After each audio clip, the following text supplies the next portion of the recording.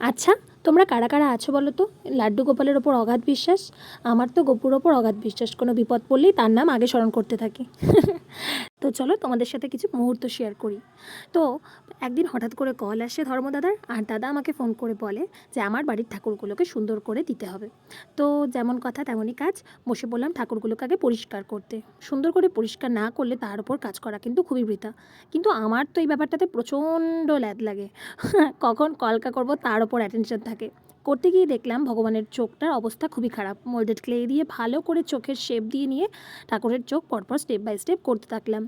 আর oil পেন্টিংয়ের কাজ করতে গেলে তো একটা অসুবিধা থাকেই, সেটা তোমরা সবাই জানো। বারবার করে জলে ডোবানোর পরিবর্তে তেলে ডোবাতে হয় তুলিটাকে। তো সেখানে দাঁড়িয়ে বারবার করে তুলি ওয়াশ করাটা খুব ম্যান্ডেটরি। তো যেখানে গোপালের শৃঙ্গার করতে করতে অনেক কিছুই মনে করছিলাম আর ভাবছিলাম যে আমরা প্রতিনিয়ত কত কিছুর না সাক্ষী হই। তো সমাজে দেখা যায় যে দুর্বলেরাই কিন্তু যে কোনো পরিস্থিতিতে মোকাবিলা না করে নিজের ভাগ্যের ওপর দোষারোপ করে, কিন্তু বীরেরা, ব্রেভ সোলজার্সরা, তারা কিন্তু সেই ভাগ্যকেই নিজেরা অর্জন করতে রাখার সক্ষমতা রাখে।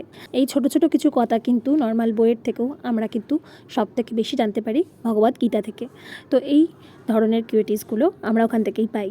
তো এই বলতে বলতে দেখো সম্পূর্ণ কাজটা কমপ্লিট করে ফেলেছি। টোটাল কাজ করতে আমার পুরো গোটা 3 দিন সময় লেগেছে। তো তোমরা জানিও অবশ্যই কেমন হয়েছে শৃঙ্গার, আর কমেন্টে জয়গোপাল লিখতে কিন্তু ভুলো না। তো চলো আজকের মতো টাটা, বাই বাই, দেখা হচ্ছে নেক্সট কোনো ব্লগে।